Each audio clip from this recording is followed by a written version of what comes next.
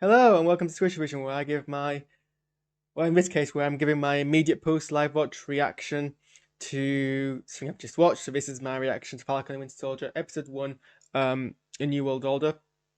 New World Order.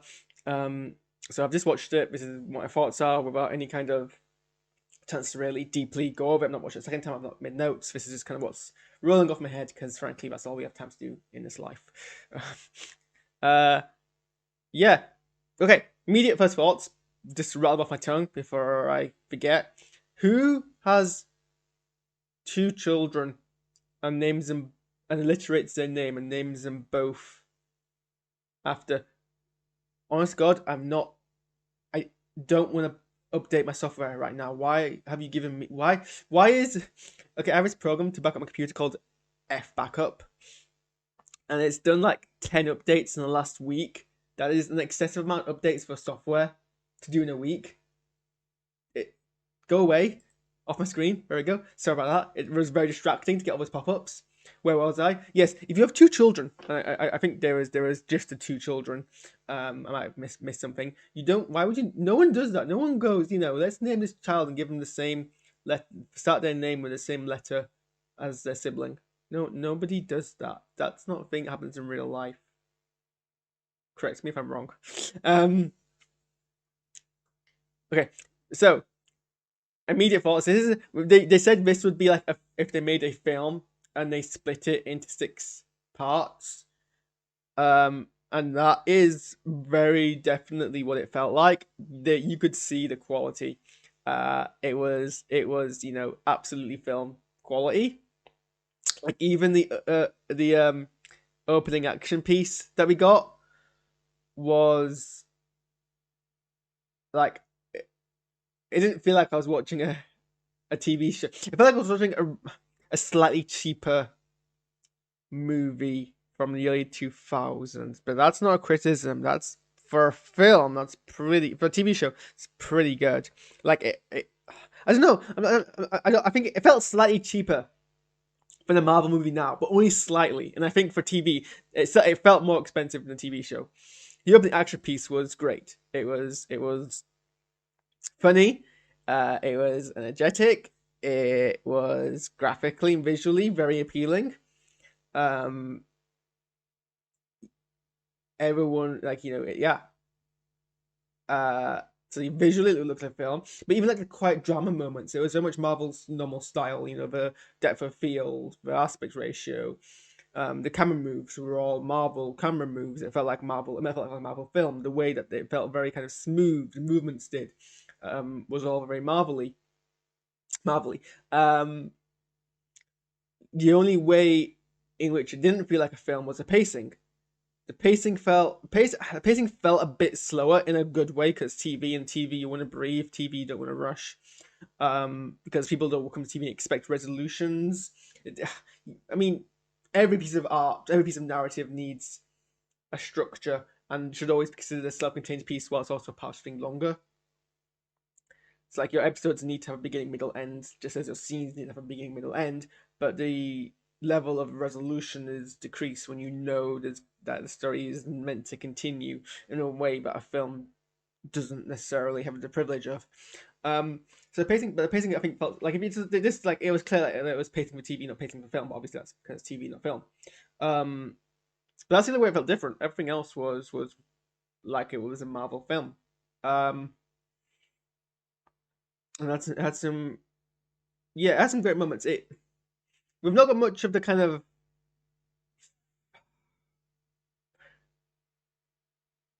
it's still much a first episode. Like I don't feel like we've not got into the rhythm of things. We know kind of the base layer, and some things have been starting to be established, but we've not. And it makes sense. I don't think we're meant to. And that's not criticism either. None of this is really criticism at this point. Like the two characters haven't even bumped into each other yet, so we're spending time kind of establishing where they both are in their lives. Some of the world building point of view is fantastic actually, because what these shows are doing actually kind of very well is dealing with what would happen if half of life on Earth disappeared for 5 years and then came back after 5 years unexpectedly. And as this show points out, that's quite a massive world changing event hitherto definitely in real life there's no equivalent. So this is completely a fictional situation. There's no real life situation of there being a boomer population of this scale. There's been societies which have not been able to sustain the population, but that's a gradual build up, and it's just a failure of different things. And there's a general overpopulation risk present on Earth, but this whole thing is not a real life situation you can draw parallels to so directly, at least. So yeah, that's interesting, and it's interesting to see how politically that would change the world. So yeah, so and the themes are established. So the whole theme of legacy is probably the most potent one, I guess, in several different ways. Actually, it's an identity and legacy. Like Sam's trying to find his way. Sam's trying to work out where he fits in the legacy of Captain America, and has decided at this point he doesn't feel he can live up to it, so he gives up the shield to the government. He believes to be put on display and not passed on to someone else. And his obvious arc, and the trailers do, I guess, spoil some way, because we know he gets a shield back at some point. But how late that is unclear. His entire arc is basically becoming the new Captain America, I assume anyway. Bucky's whole thing is about the legacy of his past, of who he was, how he shakes that off. It's a bit of I don't know. It's not really a step back, but we didn't really. We've kind of Bucky's been very much a background character actually after the Winter Soldier. He was very much in the forefront of the first two Captain America films. But even in like Civil War, he was more of a plot device than a character. And then in the two Avengers films, he was just one of the other characters. We didn't really explore much of that. So this is, I guess, good. These shows are being able to explore these characters in more depth. So we're able to see kind of Bucky what he kind of how he, and it makes a point, like someone who has lived the entire life in war.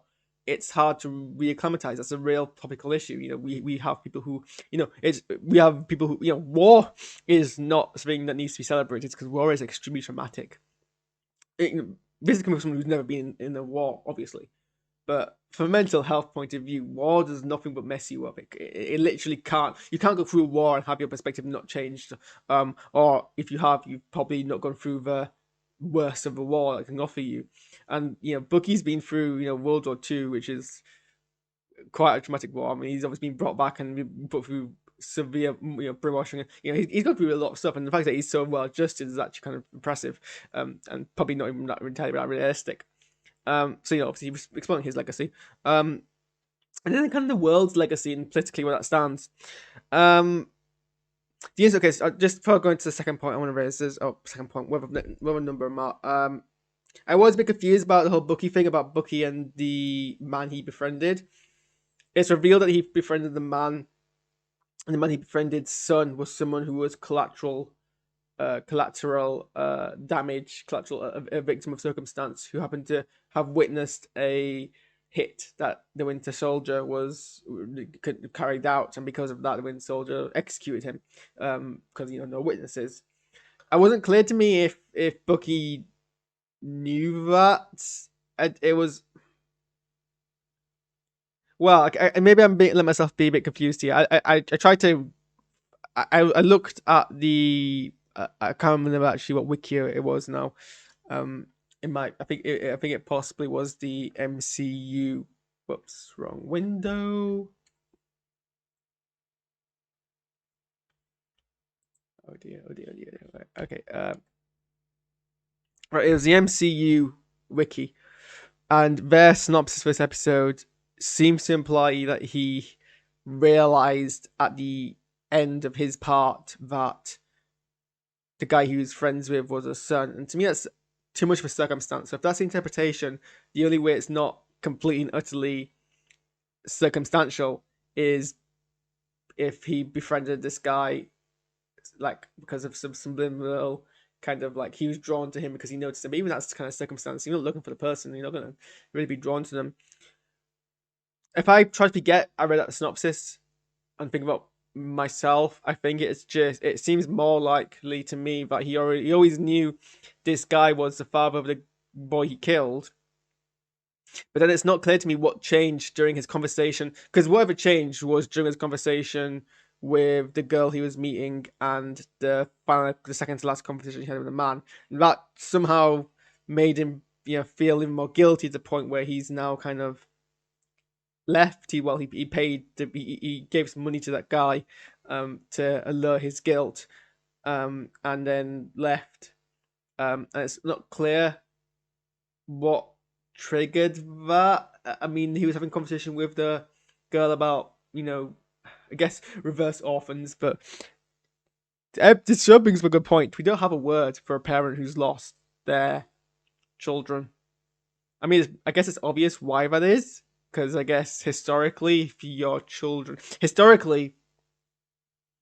it would be, common to lose a child. Like if you go back to like medieval kind of, poor healthcare days, losing a child was obviously a tragedy, I suppose, nonetheless. But still, a childbirth was more dangerous. Being a young child was more dangerous. So I suppose historically there wasn't a need, because if your child died, you just try to make more. But if your parents die, you don't get more parents. There's no way to reverse that. I guess that's historically why we've never figured we needed a word for a parent who's lost their children. Because I guess we assume it's not a permanent state, which is obviously kind of a very sumptuous historical kind of perspective and not a very progressive one, I suppose. Where was I? Yeah. So where was I actually? I can't remember. Yeah. So they were talking about how so they were talking about that, and that I guess that kind of increases the guilt, but it doesn't seem clear that would be something that I hope I've not lost you guys because my thing is crashed. I think I'm still going. Might have lost internet connection.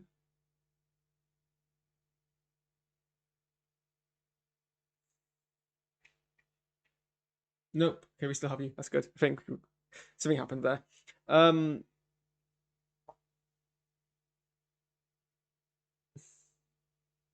Sorry, YouTube crashed. I didn't know if I was because I lost internet connection. Okay, no, that threw me off. Where was I? The joy of doing things live. I'm usually better than this, but it's when you're having to catch up. When you're exhausted, it's hard to really work things out. Yeah, it was just unclear, I guess, is what I'm saying. But I suppose we might get some more build on that. Okay, so I love Marvel. And I think Marvel as a brand, as like the comics, is progressive. Comic books as a genre, science fiction as a genre, superheroes as a genre is left wing and progressive. Feel free to at me on this. I'll die on this hill, and so will some of the leftists. The whole idea of superheroes, of altruistic heroism, the whole idea of protecting those who are less empowered than yourself is a very progressive left-wing ideology. And most of the definitely most, if not all, of the most substantial contributors to comic book as a genre are left-wing. Stan Lee was left-wing through and through. So, and then you go into like Marvel Studios, Marvel Films, and the films are building, adapting from left-wing progressive materials, and a lot of art, film, narratives, fiction is left-wing. You can have right-wing fiction, obviously, but the idea of creating art, tell a message, is left-wing because the root of fiction, if you go all the way back to ancient Greek theatre, is to deliver a message with the intent to change people's minds. That you changing people's minds is not a reactionary philosophy. Reactionarism is based on the idea that you don't change your mind. I'm boiling things down to this like most unnuanced form.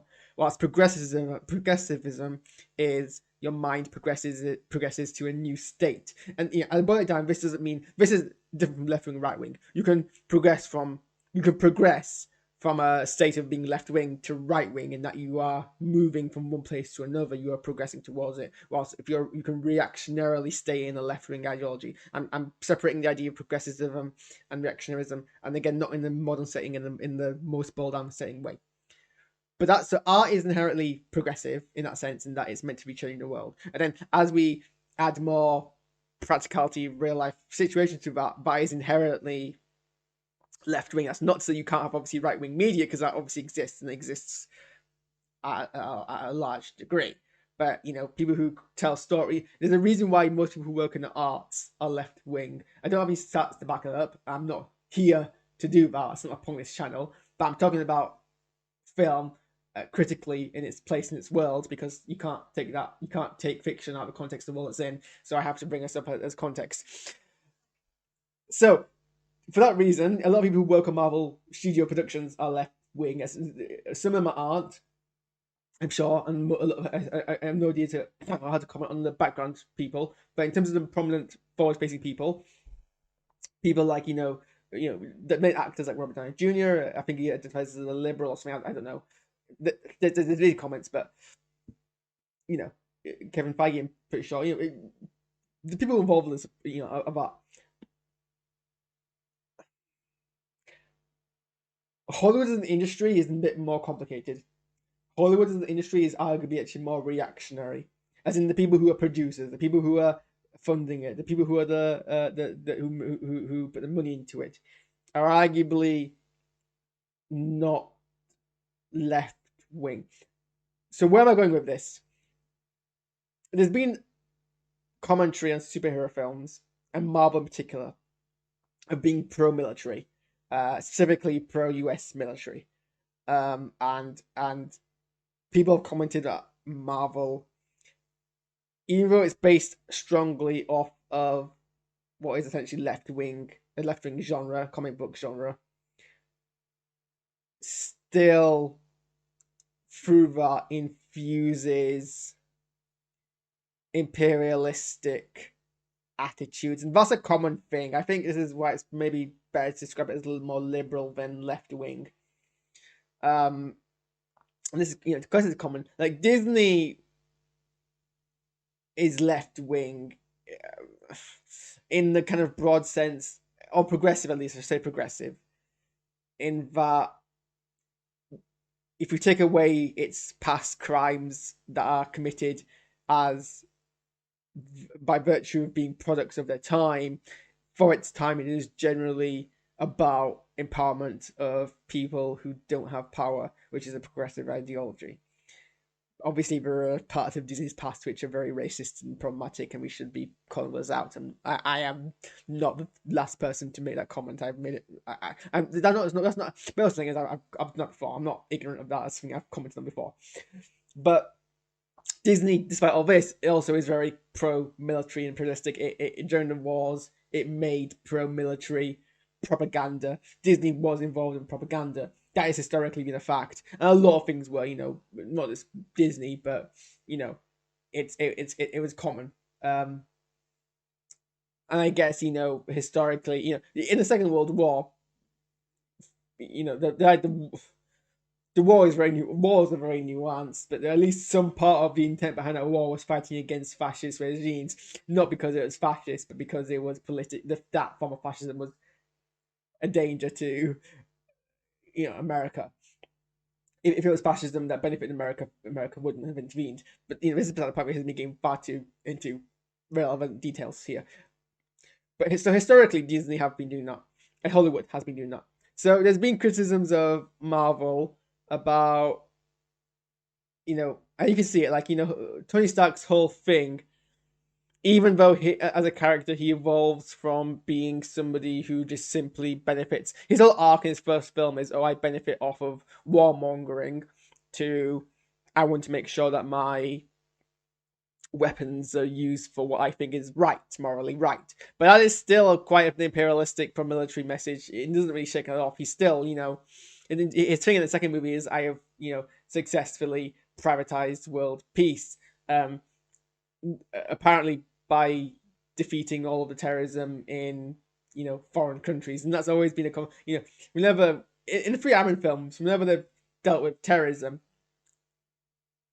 it's well. In the first film, it was obviously the depiction of terrorists is problematic because it's all foreigners, Middle Eastern foreigners.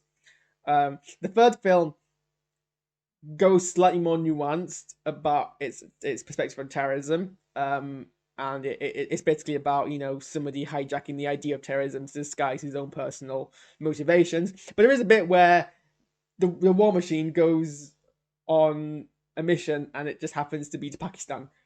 Because, of course. I think there's other instances as well. Every time a Hollywood film uses US military things, if they want the actual military support on making a film, they have to conform by US military rules to make sure the US military looks good. Propaganda, essentially, and that's something that happened when they made Captain Marvel, because they had actual US Air Force assets being used, and to do that you have to basically put the US Air Force in a positive light. Propaganda. So why am I mentioning this, going on this rant now about kind of this whole concept? The bad guys or at least the group that's being introduced as an antagonistic faction at this point, because obviously we've not seen the entire narrative, their motivation is they're anti-borders and believed in a unified world. I agree with that idea. And it's not a particularly bad thing, but it's very anti-nationalist, and the US is very nationalist, politically. So when we're discussing to what degree Marvel films are imperialist propaganda, this is a case study in progress. Now, it depends how they deal with it. Depends if this is being played straight, in which case that is extremely problematic, or if there's a twist or a nuance to it, which would be interesting to see. They're framing it in this show as during the 5-year blip, things like borders became didn't become as important anymore, which makes sense, because if you have suddenly an abundance of resources, the need to hoard them is less important. Less people means you need to form new communities. Borders would get shafted quite importantly, and I guess that is a nice breeding ground for anti-nationalist ideologies. And obviously everything comes back, and people now want to hoard the materials, because now suddenly we're now at a state we've gone from overabundance of materials to underabundance of resources. Overabundance of resources to underabundance of resources. And if you have anti-nationalist views, you're kind of destabilizing a capitalist state of being. So how this show deals with that, because that's a political view people have in real life right now. This isn't theory, this isn't a theoretical belief system. This is a real life thing people are having now. People like me who are anti-nationalists would be very interested to see how this show deals with a group who has that view. And people have commented this on forums. They're like, the bad guy, the marketed bad guys so far appear to be people who are anti-establishment, anti-nationalism, and this show seems to paint them in a negative light, and that is a political message being sent out. But like I've said, the source material and a lot of people who work on these films, I mean, I don't know if they're pro or anti-nationalist. Maybe they're. I mean, I guess Americans as a social group tend to be pro-nationalist, even if it's not extremely pro-nationalist. I think patriotism is a form of nationalism. You can't be patriotic if you're anti-nationalist, because you can't believe in the idea of there being no borders and also being proud that you were born in between this particular border. But you can be patriotic without being extremely nationalist. You can, yeah. So, like, you can be proud of your self identity, but not at an imperialist level. So it's interesting to see where we're gonna go with this. The films, which is what I engage with more. My experience of comics is mostly third person. That's not the word I'm thinking of. By proxy. I've read some comics, but growing up, I didn't have the access financially otherwise to buy comics end and read them. So I didn't grow up with comics as a reader. But that doesn't mean I didn't use the internet to absorb comic book lore. But currently, I've found the comic genres, through films and through video games is much more accessible, and through cartoons is always much more accessible to me. The more accessible they become, the less I'm inclined to engage with what comic books are doing, really, other than curiosity occasionally now and then. But the point being is I'm still very much aware of comic books as a genre are very kind of more nuanced and left-wing, and I'm almost certainly there are a bunch of comics which, an anti-nationalist, and even Captain America himself has been anti-nationalist. He's expressed views, anti-American views, well, not anti-American views, he's been used to express as a proxy to express protest against things that the American government were contemporarily doing at that time, which is interesting to use the character who's Captain America and who is very much a figurehead of patriotism on the face of it. And it's very, very interesting that they did. And they've had times where, Captain America has kind of like, in the Civil War comic book, which is one of the few comic books I've actually read back to cover to front. I think I own it somewhere actually. Is about him rejecting the U.S. government, the governing body of the United States. So I'm pretty sure there's comic books, about kind of rejecting the idea of kind of nationalism. And so that's the source material. It's interesting to see where the film, but then Hollywood, as I explained, the industry is quite, it can go either way really. So yeah, that's the interesting thing. It depends how big things. It depends how big a role it plays in it really. In this episode, no one really gave a firm opinion on their views. They gave a firm opinion on their actions and the legality of their actions in the context of the laws they're in. But even that's an interesting topic to go into, because laws can be wrong and can go against what's morally right. So yeah, it's politically interesting. It is refreshing. I'm not saying I didn't enjoy WandaVision. You've watched my previous videos, I did. I enjoyed the build-up, was slightly disappointed by the resolution. But I definitely felt after WandaVision I needed a kind of a clean palate cleanser, or something that wasn't quite so intensive on my brain.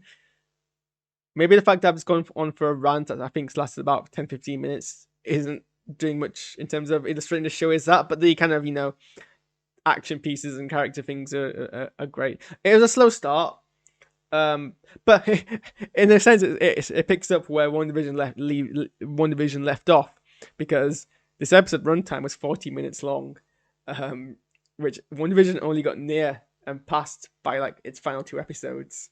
So that's interesting. I think there's 6 episodes in this show, so 6 by 40 is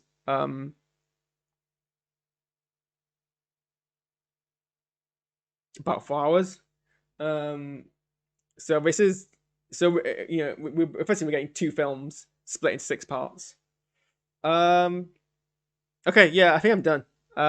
What did you think?